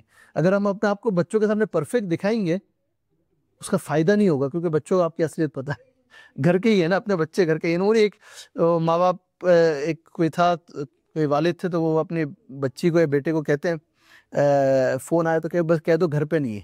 تو بچے تو سستے ہو تو کہتے ہیں والد صاحب کہہ رہے ہیں وہ گھر پہ نہیں ہے، یعنی اس کا مطلب وہ گھر پہ تھے، وہ کہہ رہے ہیں گھر پہ نہیں ہے. تو بچوں کو تو ہم نے سچ بولنا سکھانا ہے، سچا کام سکھانا ہے. تو سچائی میں ایک سب سے بڑا یہ کہ جہاں ہم ہیں اس کا اظہار بھی کریں. بھائی ہم جتنے لیول پہ ہیں بچوں کے سامنے، مطلب بات ہے کہ بھائی ہماری یہ چیلنج ہے آپ کو، تو بچے بھی پھر سیکھنا ایک دوسرے سے. ہو سکتا ہے بچوں کے پاس کوئی آئیڈیا ہو جس سے ہمیں مدد ہو جائے.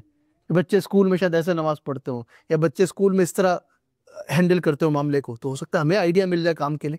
کیونکہ آپ سے اپنے چھوٹوں سے بھی مشورہ لیتے تھے، جب وہ بیٹھتے تھے نا مجلس میں تو چھوٹوں کو بھی مشورہ لیتے تھے. بھائی آپ کی کیا رائے ہے اس بارے میں، جس کو اللہ رہنمائی کر رہے ہیں وہ چھوٹوں سے مشورہ لے رہے ہو تو ہم کیوں نہیں لیتے. تو یہ ایک عادت ہے رمضان کے اندر. تیسری چیز، اگر افطاری کا موقع ملتا ہے، افطاری میں ایک چیز کا خیال رکھیں. دیکھیں جہاں ہمارے لوازمات ہوتے ہیں سب کے اپنے اپنے ہوتے ہیں، ٹھیک ہے، کسی کے لیے چائے ضروری، کسی کے لیے پکوڑے ضروری، کسی کے لیے سموسے ضروری، کسی کے لیے کچھ اور ضروری ہے، دہی بلے اور دہی بڑے، اور وہ ایک پتہ نہیں کوئی کہتا ہے وہ بوندیاں، پتہ نہیں وہ کہتے ہیں میرے یہ ہونا ضروری ہے لینا. مطلب سب کا اپنا اپنا ہے. ٹھیک ہے، آپ جو بھی جو بھی کر رہے ہیں اتنا کریں کہ افطاری سے چند منٹ پہلے کم سے کم پورا گھرانہ اگر افطاری گھر پہ کر رہا ہے تو وہ سب ایک ساتھ بیٹھ جائیں. یہ نہ ہو کہ اینڈ تک اذان ہو رہی ہو اور ایک دوسرے کو کھجور پکڑا رہا ہوں، آ ہی نہیں رہے. کوئی اپنے کام میں مصروف ہے، کوئی بنانے میں مصروف ہے، کوئی فرائی میں مصروف ہے. نہیں، وہ جو چند منٹ ہیں وہ دعاؤں کے لیے بڑے خاص ہیں. تو اگر گھر کے بڑے نہیں بیٹھیں گے اور گھر کے بڑے ہی لگے ہوئے ہوں گے، تیاری اپنی جگہ ہے، پہلے کر لیں اگر نہیں ہو رہی، بعد میں کر لیں، لیکن چند منٹ کم سے کم دعا ساتھ کریں بیٹھ کے. اگر اجتماعی کر لیں تو اپنا ہے، انفرادی کر لیں، لیکن کم سے کم چند منٹ دعاؤں کے لیے ضرور بیٹھیں افطاری سے پہلے. اس وقت دعا کرنا نہیں سیکھیں گے افطاری میں تو کب سیکھیں گے؟ بھئی اپنے آپ سے ہم سوال کریں نا. بھئی اپنے بچوں کو ہم نہیں سکھائیں گے کہ اللہ سے مانگنا ہے. روزہ اللہ کے لیے رکھا سارے دن، اور افطاری کہاں ہو رہی ہے؟ کوئی ٹی وی دیکھ کے کر رہا ہے، کوئی جو ہے کچھ کسی اور کو دیکھ کے کر رہا ہے، کوئی جو ہے کوئی اور کام میں لگا ہوا ہے. تو وہ مقصد ہی روزے کے چلا گیا. تو بیٹھ کے آرام سے ایک ساتھ بیٹھیں، دعا کریں اور افطاری کریں. تو یہ بھی بہت سی. اور پھر کیونکہ رمضان قرآن کا مہینہ ہے تو قرآن کی عادت ڈالیں. بھئی دیکھیں ایک اگر آپ تراویح کے لیے آ رہے ہیں، یہ ایک الگ مسئلہ ہے کہ بھئی آپ 8 پڑھ رہے ہیں، 20 پڑھ رہے ہیں. آپ صلی اللہ علیہ وسلم نے تو پوری زندگی 8 کا اہتمام کیا. رمضان کے علاوہ قیام اللیل کی بات ہو رہی ہے، تہجد کی 2 کر کے 8 پڑھتے تھے، پھر 3 وتر پڑھتے تھے. 11 رکعت جو ایک دلیل بنی ہوئی ایک تراویح کے لیے، وہ آپ صلی اللہ علیہ وسلم کو پورے سال کا معمول تھا.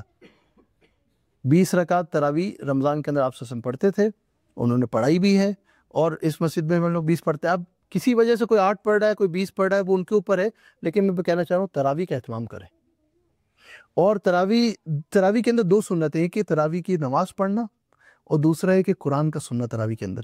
تو جہاں اگر قرآن سنایا جا رہا ہے، کہیں 8 ہو رہی ہے وہاں بھی قرآن پورا سنا رہے ہیں، مطلب ایک جز پڑھا رہے ہیں لوگ بھی، اور یہاں 20 ہو رہی ہے، کسی کوئی 20 میں سہولت بھی ہوتی ہے، بھائی چلو تھوڑا ہر رکعت کے اندر ہو رہا ہے، لیکن 20 کے اندر ایک پورا جز پورا ہو رہا ہے۔ تو یہاں پہ الحمدللہ ایسا ہوتا ہے، یہاں پہ ہم خلاصہ قرآن بھی کرتے ہیں، تو یہاں اگر آ کے پڑھنا چاہتے ہیں کوئی اور، لیکن تراویح کا اہتمام اگر کر سکتے ہیں تو کریں، کیونکہ تراویح ایک حصہ دن کے اندر روزہ ہے، رات کو تراویح ہے۔ اور اگر کوئی مسجد سے بہت ہی دور رہتا ہے اور کوئی اور معاملات ہیں، گھر پہ پڑھ لیں، لیکن تراویح پڑھے ضرور، کچھ نہ کچھ ضرور کریں، کیونکہ رمضان کی رات کی عبادت ہے وہ۔ تو یہ تراویح کا اہتمام یہ بہت ضروری ہے۔ قرآن، اور دیکھیں اگر آپ قرآن سن بھی رہے تراویح کے اندر، کسی امام کے پیچھے پورا قرآن سن بھی رہے، لیکن اپنے قرآن پڑھنے کا بھی اہتمام کریں۔ یہ نہ کریں کہ بھئی میں نے چلو امام کے پیچھے قرآن پڑھ لیا میرا ختم۔ قرآن کے مہینے میں اگر ہم کم سے کم ایک قرآن نہیں پڑھیں گے تو کب پڑھیں گے؟ تو ایک اہتمام کر لیں، بھئی قرآن میں نے اس مہینے میں، جس کو نہیں آتا پڑھنا وہ پڑھنا سیکھ لے۔ یہ ایک نیت کر لے، بھئی یہ میرے پاس اب 4 ہفتے ہیں میرے سامنے، تو ان کے اندر میرے قرآن پڑھنا سیکھنا ہے، کم سے کم اتنا سیکھنا ہے کہ مجھے پڑھنا آ جائے۔ ماہر اور مہارت تو آپ پوری زندگی بھی لگا دیں تو کم ہے قرآن کے لیے، ٹھیک ہے، لیکن کم سے کم مجھے سیکھنا پڑھنا آ جائے، سیکھنا شروع کر دوں میں کم سے کم رمضان کے اندر، تو کتنا بڑا صدقہ جاریہ ہے جو میرے اپنے لیے، کتنی بھی عمر کے اندر ہوں، ہمیں علم کے لیے شرمانا نہیں چاہیے، تو قرآن پڑھنا سیکھنا شروع کر دیں۔ اور اگر قرآن پڑھنا آتا ہے تو روزانہ 1 پارہ پڑھ لیں۔ اب کسی کو شاید روزانہ 1 پارہ زیادہ لگے، لیکن اس کے لیے مختلف طریقے ہو سکتے ہیں۔ ایک وقت نکال لیں، اگر قرآن کے لیے اپنی وقت نکالیں گے تو کب نکالیں گے؟ اس کے لیے صرف ایک رہنمائی کے طور پہ اگر کوئی اس طرح کرنا چاہے کہ بھئی ایک جز ہے، اگر ہم 15 لائن والا قرآن لیتے ہیں، کوئی 16 لائن والے میں پڑھتے ہیں، کوئی 13 لائن والے میں پڑھتے ہیں، کوئی مختلف، اگر 15 لائن والا جو عام طور پہ عام مساجدوں میں اور خاص مساجدوں میں ہوتا ہی ہے، 15 لائن والے قرآن میں ہر جز کے اندر 20 صفحے ہوتے ہیں۔ کتنے؟ 20 صفحے۔ تو اگر آپ بھئی 20 کو 5 پہ ڈیوائیڈ کر دیں، کتنے ہوں گے؟ 4 صفحے۔ 4 صفحے ہر نماز کے ساتھ پڑھ لیں، فجر سے پہلے یا فجر کے بعد 4 صفحے پڑھ لی آپ نے، ظہر سے پہلے یا ظہر کے بعد 4 صفحے پڑھ لی آپ نے، دیکھ کے عصر سے پہلے عصر کے بعد 4 صفحے پڑھ لی آپ نے، مغرب سے پہلے یا مغرب کے بعد، یعنی افطاری سے پہلے افطاری کے بعد 4 صفحے پڑھ لی۔ آپ کو اپنا روٹین زیادہ بہتر معلوم ہے، عشاء سے پہلے یا عشاء کے بعد، یعنی تراویح کے بعد پڑھ لی 4 صفحے، یا عشاء سے پہلے بیٹھے ہوئے عشاء کے انتظار میں 4 صفحے، کتنے ہو گئے؟ پورا 1 پارہ مکمل ہو گیا۔ کتنا آسان ہے 1 پارہ پڑھنا روزانہ، اور یہ روٹین اگر رکھیں گے تو رمضان کے بعد بھی 1 پارہ پڑھ سکتے ہیں آپ۔ 4 صفحے آپ قرآن کے نہیں نکال سکتے ایک وقت کے اندر، یعنی نماز کے لیے آپ کو 5-10 منٹ نکال لیں، 5 منٹ اور نکالیں گے، 10 منٹ اور نکالیں گے، 4 صفحے آرام سے آپ پڑھ سکتے ہیں۔ چلو ہر کسی کی سپیڈ الگ ہوتی ہے، میں نہیں کہہ رہا کہ آپ نے یعلمون و تعلمون کرنا ہے، جیسے بعض جگہ پہ ہوتا ہے بس وہ ختم، وہ شروع کی وہ ختم کی، سجدہ رکوع کا بھی نہیں پتہ چلتا۔ تراویح ایکسپریس الحمدللہ یہاں پہ کم ہے، ورنہ یہ تو کوئی ہنسنے کی بات، مطلب یہ کہ دکھ کی بات یہ کہ یہ مسلمانوں ملک میں زیادہ ہے، اور کہیں نہیں تو پاکستان میں زیادہ ہے، یعلمون تعلمون اور تراویح ایکسپریس، یہ تو بہت ہم معلوم کر رہے ہوتا کہاں۔ اب یہاں پہ کچھ مسجدوں کے اندر میں نام ہی لوں گا، وہ بہت اسپیسیفک ہو جائے گا، کچھ مسجدوں کے اندر بڑا مشہور ہے کہ بھائی سورہ تراویح اور 8 ادھر ہی جائیں گے سارے، جلدی فارغ ہوئے تھے 20 منٹ میں ساری چیزیں سے، 20 منٹ میں 20 رکعت سورہ تراویح ختم، تراویح کا فرض انجام دے دیا ہم نے۔ لیکن اصل تو تراویح کیا تھی؟ راحہ سے، عربی میں راحہ سے، یعنی راحت والی نماز۔ آپ کو راحت ملے کھڑے ہو کے قرآن سننے میں، آپ کو راحت ملے چند ایکسٹرا سجود کرنے میں، کیونکہ اگر 8 کر رہے ہیں تو آپ کو 8 رکعت کے اندر آپ کو 16 سجدے مل رہے ہیں، اور 20 رکعت میں آپ کو 40 سجدے مل رہے ہیں۔ سجدہ سب سے قریب اللہ کے لے جانے والی چیز ہے، تو آپ کو 24 سجدے کم مل رہے ہیں 8 رکعت کے اندر، اور آپ کو 24 سجدے زیادہ مل رہے ہیں 20 رکعت میں۔ ہر رات میں رمضان میں موقع مل رہا تو کتنا بڑا موقع ہے۔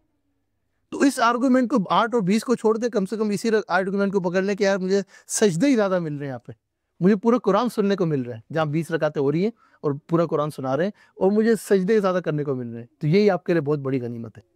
تو انشاءاللہ تراویح کا اہتمام کریں، قرآن کا اہتمام کر لیں، قرآن پڑھ لیں۔ اور ایک اور چیز ہے، ذکر و دعا کا اہتمام کریں، یعنی ذکر سے اللہ کی یاد نصیب ہوگی، جیسے ہم نے تقویٰ کی بات کی، اور ذکر سے کیا مراد ہے؟ صبح شام کی دعائیں، اس سے شروع کر لیں۔ مسجد سے داخل ہونے کی، مسجد سے نکلنے کی، گھر سے داخل ہونے کی، گھر سے نکلنے کی، بیت الخلاء میں داخل ہونے کی، نکلنے کی، صبح اٹھنے کی، رات کو سونے کی، ان دعاؤں کا اہتمام کریں گے تو اس سے اللہ کا دھیان بھی نصیب ہوگا، اور اللہ کے نام کے ساتھ سوئیں گے، اللہ کے نام کے ساتھ اٹھیں گے، اور اس کے ساتھ دعاؤں کا اہتمام کریں، اللہ سے مانگنا سیکھیں۔ آج ہم دوسروں سے مانگ رہے ہوتے ہیں، دوسروں کو فون لگا رہے ہوتے ہیں، دوسروں کو ای میل لکھ رہے ہوتے ہیں، اپنے مسائل بتا رہے ہوتے ہیں، اپروچ کر رہے ہوتے ہیں، اپلیکیشنز لکھ رہے ہوتے ہیں، لیکن سب سے بڑی اپلیکیشن ہمیں اللہ کو لکھنی ہے، اور اللہ کہاں اویلیبل ہے؟ 24 گھنٹے ہر جگہ اویلیبل ہے۔ کوئی اور تو اس کے لیے جو ٹائم لینا ہے آپ کو، اس کی سننی بھی ہے، اپنی سنانی بھی ہے، اللہ ہمارے سننے کے لیے تیار ہے۔ ایک اللہ والے تھے، وہ کہتے تھے جب مجھے دل ہوتا ہے کہ اللہ مجھ سے بات کریں تو میں قرآن کھول لیتا ہوں، اللہ مجھ سے بات کر رہے ہیں، اللہ کا کلام ہے، اور جب میرا دل ہوتا ہے میں اللہ سے بات کروں تو میں نماز میں کھڑو کے قرآن شروع کر دیتا ہوں، تو میں اللہ سے بات کرتا ہوں، اللہ کو اپنا اللہ کا کلام سناتا ہوں۔ تو یہ عادت ہماری ہو جائے کہ اللہ سے بات کرنے والے ہوں، خوشی میں، غمی میں، ہر حالت کے اندر، کیونکہ یہاں تک فرشتے بھی کہتے ہیں جو بندہ ہر حالت میں اللہ سے بات کرے تو جب وہ غمی میں اللہ کو پکارتا ہے تو فرشتے کہتے ہیں آواز جانی پہچانی آواز آ رہی ہے۔ کسی کی پہلی دفعہ سنے تو آپ کو عجیب لگتا ہے نا، کس کی آواز آ گئی؟ فرشتے بھی کہتے ہیں جانی پہچانی آواز ہے، حدیث کے اندر آتا ہے۔ یہ تو وہی ہے جو روزانہ بات کرتا ہے۔ ایک ہوتے ہیں بھائی جب مشکل آئی تو کھٹکھٹاتے ہیں دروازہ، بھئی آ گئے واپس، نہیں ہمارے ساتھ بھی یہ ہوتا ہے، جو ہمارے ساتھ روزانہ رابطہ رکھے، یہ جنرل بات ہے، جو روزانہ بات کرے گا تو وہ جب بات کرے گا ہم اس کو جانتے بھی ہیں، جب وہ اپنی مشکل بتائے گا تو ہم اس کی مشکل کو الگ سمجھیں گے، کیونکہ وہ روزانہ خوش ہوتا ہے، روزانہ ہم سے بات کر رہا ہوتا ہے، بات کر رہی ہوتی ہے، خوش ہوتا ہے۔ لیکن کچھ ہوتا ہے جو صرف مشکل میں یاد کرتے ہیں، جب بھی وہ سلام کریں گے نا ہم کہیں گے چل بھائی اس کو پھر کوئی مشکل آ گئی، چل بھائی اس کو پھر شاید سوئچ کرنے پڑے، چل بھائی پھر اس کا کوئی مسئلہ جو حل کرنا پڑے۔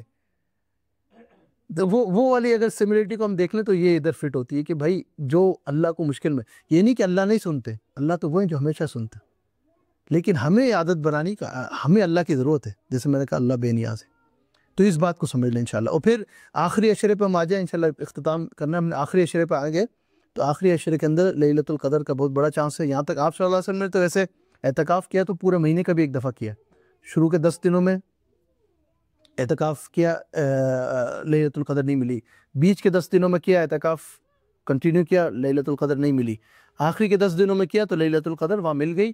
اب اس میں مختلف قول ہے، کوئی کہتا ہے 27ویں رات، کوئی کہتا ہے 25ویں رات، کوئی کہتا ہے 29ویں رات، کوئی یہ کہتے ہیں یہاں تک کہ آؤٹ کے علاوہ ایون نائٹس بھی ہو سکتی ہے، یعنی طاق اور جفت کہتے ہیں نا، طاق راتیں اور جفت راتیں، یہ جفت یعنی ایون نائٹس اور ادھا نتر اور یمنا نتر، تو وہ کوئی بھی رات ہو سکتی ہے۔ کوئی یہ کہتا ہے جو سب سے زیادہ جس کی طرف گئے وہ 27ویں رات کی طرف گئے، اکثر جو اہل علم ہے، ہمیں جنرل لوگوں کی بات نہیں کر رہا، میں ہم لوگوں کی بات نہیں کر رہا، میں بات کر رہا اہل علم کی، جو ماشاءاللہ جنہوں نے حدیث اور قرآن کی روشنی کے اندر آپ کی سیرت کو سامنے رکھتے ہوئے دیکھا، تو انہوں نے بات کی کہ بھائی 27ویں رات کا زیادہ چانس ہے، اور ہمیشہ وہی زیادہ چانس ہے۔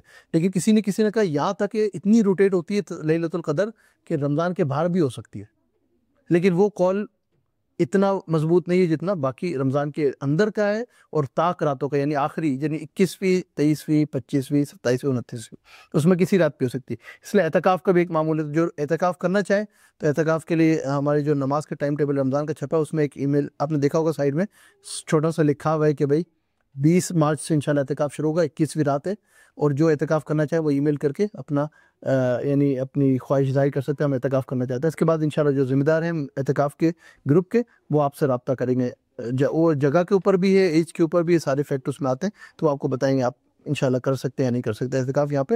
لیکن اعتکاف کا موقع ہے، اعتکاف کے فائدے سن لیں۔ یہ سب سے بڑا تو ایک فائدہ یہ ہے کہ آپ 24 گھنٹے مسجد کے ماحول میں ہوں گے۔ دوسرا فائدہ یہ جب آپ ہیں تو گناہوں سے بچے ہوئے ہوں گے، مسجد کے ماحول میں کون گناہ کرتا ہے۔ تیسرا فائدہ یہ نمازیں نہیں چھوٹیں گی آپ کی، روزے میں نمازیں بھی چھوٹ جاتی ہیں نا، چاہے کتنی بھی کوشش کرے، اگر جس کی واقعی کوشش کرتا ہے تو ماشاءاللہ اللہ دینے والے، پابندی ہو جاتی، نمازیں نہیں چھوٹیں گی۔ چوتھا فائدہ کیا ہے؟ تراویح بھی ملے گی آپ کو، کیونکہ آپ یہاں پہ ہیں رات کو، جو یہاں پہ وہ بھی پیچھے ہو کے سوئے گا تو نہیں، تراویح میں کھڑا ہوگا، تو تراویح مل جائے گی، قرآن سننے کو مل جائے گا، عبادت کا موقع مل جائے گا۔ اور اس کے اوپر جو حدیث کے اندر ایک سب سے بڑا فائدہ آ رہا ہے، کیا ہے؟ جتنی بھی خیریں باہر ہو رہی ہیں معاشرے کے اندر، جتنی بھی خیر ہے اس سب کا حصہ اعتکاف کرنے والوں کو مل رہا ہے۔ اب اندازہ لگاؤ جب آپ باہر بھی ہوتے ہو تو ساری خیروں میں تو حصہ نہیں لیتے، جنازے بھی ہو رہے ہیں، کسی کی عیادت بھی ہو رہی ہے، کسی کی رہنمائی بھی ہو رہی ہے، ساری چیزیں ہو رہی ہوتی ہیں، کسی کی مالی طور پہ ہیلپ بھی ہو رہی ہے، آپ سب زیادہ تو آپ کنٹریبیوٹ نہیں کرتے، لیکن اعتکاف کا یہ فائدہ ہے آپ کو سب کا ثواب مل رہا ہے یہاں بیٹھے بیٹھے. تو اعتکاف کا بڑا فائدہ ہے. تو جس کو اللہ نے موقع دیا ہے چھٹی لے سکتے ہیں، چھٹیاں ہیں، ایسا ترتیب بن سکتی ہے اور گھر کے لحاظ سے بھی سہولت ہو. یہ نہیں کہ انسان کہے کہ میں تو جا رہا ہوں، گھر والے جانا ہے، ان کا کام جانا ہے. ترتیب سنت کیا ہے کہ اللہ کے نبی ترتیب دے کے جاتے تھے. اللہ کے نبی ہر کسی کا خیال رکھتے ہیں، یہ بھی دین کا حصہ ہے. تو اسی طرح میں حج کے لیے بھی لوگوں کو یہی کہتا ہوں، اب حج کا فریضہ ہے اور فرض کیا ہے کہ پھر آپ جن کی ذمہ داری پیچھے ان کو بھی دیکھ کے جائیں. یہ نہیں ہے کہ وہ کرایہ بھی نہ دے سکے اور آپ 1,20,000 کا حج کر رہے ہو، وہ 12,00,000 کا کرایہ، 12,000 کا کرایہ نہ دے سکے، تو پھر یہ حج نہیں ہے آپ کا. کیونکہ فرض کے اندر، حج کے اندر کیا آتا ہے کہ بھائی آپ اتنا کہ آپ آنا جانا، بعض دفعہ وہاں پہنچ کے پھر لوگ قرض مانگ رہے ہوتے ہیں. آپ نے دیکھا نہیں کہ وہاں بیچارہ آ جاتا. میں نہیں کہہ رہا کہ بھائی وہ کون جینین ہے کون نہیں ہے، ہمارا کام نہیں ہے، لیکن وہ کہتے ہیں یہاں تک آئے، اب یہاں سے آگے گزارا نہیں ہو رہا. تو یہ حج نہیں ہے. اللہ قبول کرنے والے، میں کوئی نہیں ہوں فتویٰ دینے والے کہ نہیں ہے، لیکن ان جنرل حج کا کیا کانسیپٹ ہے کہ آپ اپنا خود خرچہ برداشت کریں پورے حج کا واپسی تک، اور جو پیچھے ذمہ دار ہیں ان کا بھی آپ سوچ کے جائیں. تو اسی طرح اعتکاف کے اندر بھی ہے، لیکن اعتکاف کا اگر کوئی کر سکتا ہے بالکل. ہمارے انشاءاللہ ختم القرآن جو ہوگا، کیونکہ تراویح میں ختم القرآن ہو رہا ہے، تو 29ویں رات کو جو آخری تراویح انشاءاللہ ہوگی، اس میں یعنی جمعے والے دن 28 مارچ کو 29ویں جو رات ہوگی اس میں ختم القرآن ہوگا، اس میں بھی آپ لوگ شریک ہوں. اور 20 مارچ سے اعتکاف شروع ہو رہا ہے. اور ابھی ڈیٹس کے اوپر ہم آ گئے تو میں ذرا تھوڑی سی بات کر لوں، لیکن ساتھ ساتھ ایک آخری بات یہ ہے، رمضان کے اندر آپ سسم ویسے ہی تو جنرس تھے جو نا، بہت سخی تھے رمضان کے اندر، اور سخی ہوتے تھے آپ سسم. تو اس کا بھی ہم دیکھ لیں کہ اگر سخاوت بہت سی طریقے سے ہو سکتی ہے. اللہ نے آپ کو جو وقت دیا ہے، اللہ نے آپ کو جو علم دیا ہے، اللہ نے آپ کو کوئی ٹیلنٹ دیا ہے، اس کو بھی دوسروں کے ساتھ شیئر کریں. یہ بھی ایک کل معروف صدقہ، ہر خیر کا کام صدقہ ہے، وہ بھی کر سکتے ہیں. مالی طور پہ بھی صدقہ کے خیرات کے جو کام ہیں ان میں بھی آپ حصہ لیں رمضان کے اندر، اور زیادہ لیں. اور زکوٰۃ کا بھی ایک مسئلہ سمجھ لیں، رمضان کے اندر زکوٰۃ دینا فرض نہیں ہے. بعض لوگ سمجھتے ہیں رمضان میں ہی دینا. جب آپ پہ زکوٰۃ فرض بھی ہے نا، جب لازم بھی ہے، اسلامی ڈیٹس کے لحاظ سے ہر سال اسی وقت دینی ہے آپ نے. اب بعض دفعہ ہوتا ہے کہ بھئی آپ کو اگر 15 شعبان کو فرض بھی ہے، یا 10 محرم کو فرض بھی ہے، جب بھی آپ پہ اسلامی لحاظ سے، میں کیوں کہہ رہا ہوں کیونکہ اسلامی لحاظ سے ڈیٹ فکس کرنا ضروری ہے. اس کو بھی سیکھنے، اس کو اہل علم سے سیکھ کے پھر زکوٰۃ ادا کریں. کیونکہ اگر آپ ہر سال دوسرے کیلنڈر کے لحاظ سے دیں گے، 15 مارچ کی مثال 15 مارچ لے لیں یا 15 فروری لے لیں، تو 30 سے 35 سال بعد جا کے آپ کا زکوٰۃ کا 1 سال کم ہو جائے گا. آپ 1 سال کے زکوٰۃ کے، کیونکہ اسلامی لحاظ سے 10-11 دن کم ہوتے ہیں، ہر سال کم ہو رہے ہوتے ہیں نا. آپ نوٹ کریں نا، 11 مارچ کو پچھلے سال رمضان تھی اور آج 1 مارچ کو رمضان ہے، تو وہ جب 10 دن کم ہو رہے تو 35 سال میں 1 سال آپ کا چلا گیا، تو آپ کی 1 سال زکوٰۃ کا چلا جائے گا. اس لیے اسلامی لحاظ سے ایک ڈیٹ فکس کریں، اور وہ ڈیٹ کب فکس ہوگی آپ خود نہیں کرتے، جب آپ صاحب نصاب ہو جاتے ہیں. صاحب نصاب کب ہوتے ہیں؟ جب آپ کے پاس ٹوٹلی اتنا ہو جائے، چاہے وہ جیولری میں ہو، چاہے آپ کے سیونگ میں ہو، چاہے ملا کے جو آپ کی ضرورت سے زیادہ ہو. جیولری کے اندر ضرورت سے زیادہ نہیں ہے، جیولری کوئی بھی ہو، اور باقی چیزیں ضرورت سے زیادہ ہو، پیسے ہیں، کوئی اور انویسٹمنٹ ہے، اس کو ملا کے. یہ بھی سیکھنے والا کام ہے. سیکھیں گے اور سیکھ کے نکالیں گے تو اس پہ بھی ثواب ملے گا. جو سیکھنے کے وقت نکالیں گے، زکوٰۃ ہر سال بیٹھ کے کاؤنٹ کریں گے. میرے والد صاحب اللہ ان کو جنت نصیب کریں، کہ وہ زکوٰۃ کے لیے آپ سمجھے پورا 1 دن نکال لیتے. اس طرح تھا ان کا معاملہ نا، ساری چیزوں کو سامنے رکھ کے وہ کہتے تھے بھائی اس طرح، ہر کسی کو پوچھتے تھے یہ ہے کوئی معاملات ہیں لین دین کے، ساری چیزیں کلیئر کر کے زکوٰۃ نکالتے تھے، اور کوشش کرتے تھے ایکسٹرا نکل جائے، کہیں کمی نہ ہو جائے. اور اللہ نے یقین کریں اس کی چیزیں سے 2 چیزیں، والد صاحب کی ویسے بہت سی چیزیں تھیں ماشاءاللہ. اللہ اب چلے گئے تو ہم، یہ نہیں ہے کہ میں ان کی تعریف بھی ہم ویسے بھی کر سکتے تھے، لیکن چلے گئے تو ایک تو میں نے ان کی کبھی تہجد چھوٹ کے نہیں دیکھی. سویڈن میں ہی رہتے تھے وہ، 76 میں سویڈن میں آئے تھے. 76 میں ہم کہتے ہیں نا مشکل ہوتا ہے، اللہ جو کرنا چاہے. کبھی تہجد میں نے چھوٹتے بھی نہیں دیکھی ان کی. فرض نماز وہ مصلی سے پہلے یا مؤذن سے پہلے یا امام سے پہلے پہنچے ہوتے تھے مسجد کے اندر. تیسری چیز، کبھی انہوں نے سود کے معاملات میں دخل نہیں دیا. اور چوتھی چیز، زکوٰۃ کے معاملات میں بڑے وہ تھے. اور 5ویں چیز، اپنے کام سے کام. یہ کچھ ایسے اصول ہوتے ہیں جو انسان کو بڑا، وہ عام طور پہ زیادہ لوگوں میں نہیں ہوتے تھے، لیکن جب وہ انتقال ہوئے تو ادھر ادھر سے ہمیں فون آتے تھے کہ لوگ کہتے تھے کہ کیسا شخص چلا گیا. ادھر محلے کے لوگ فون کر کے کہتے تھے، جب وہ چلتے تھے نماز کے لیے جا رہے ہوتے تھے، کیونکہ عام طور پہ وہ سفید کپڑے پہنتے تھے، ایسا لگتا تھا کوئی فرشتہ جا رہا ہے. وہ ایسی مثال لوگ دیتے تھے، کیونکہ وہ ایک ہوتا ہے کہ جب آپ کوشش کریں گے اللہ آپ کے لیے راستہ کھولتے ہیں. تو یہ میں صرف ایک مثال دے رہا ہوں. تو زکوٰۃ کے اندر بڑا ایک سینسٹیو معاملہ ہے، اس کا احتیاط کریں.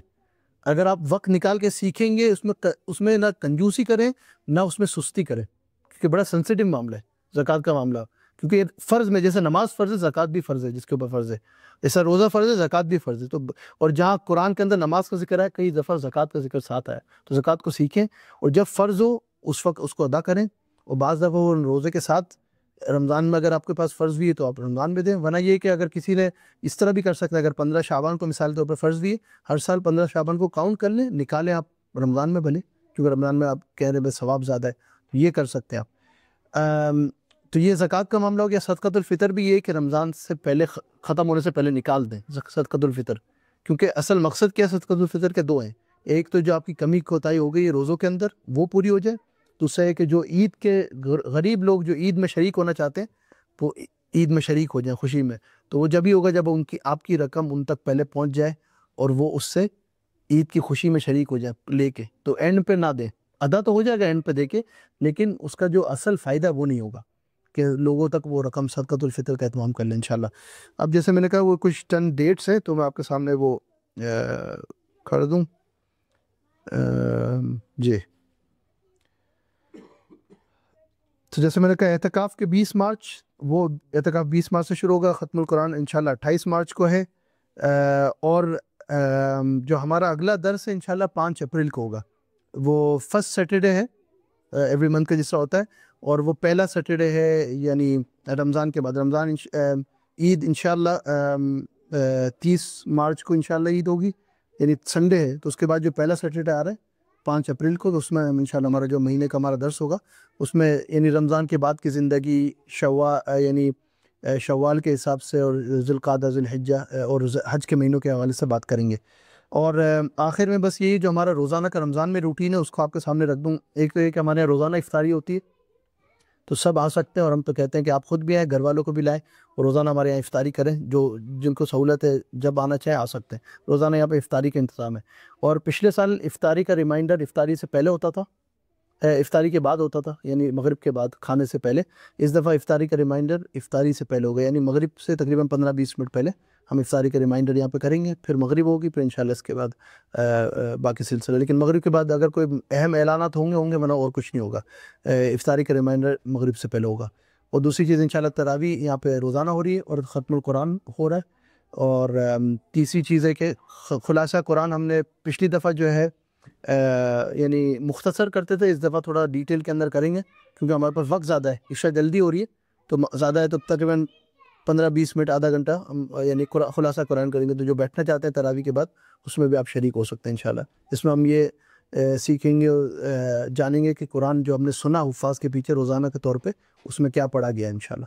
جزاک اللہ خیر، اللہ سبحانہ وتعالیٰ ہم سب کو عمل کی توفیق عطا فرمائے اور ہمیں اس رمضان کو بہترین بنانے کی توفیق عطا فرمائے۔ سبحان اللہ و بحمدہ، سبحانک اللہم و بحمدک، نشہد ان لا الہ الا انت، نستغفرک و نتوب الیک۔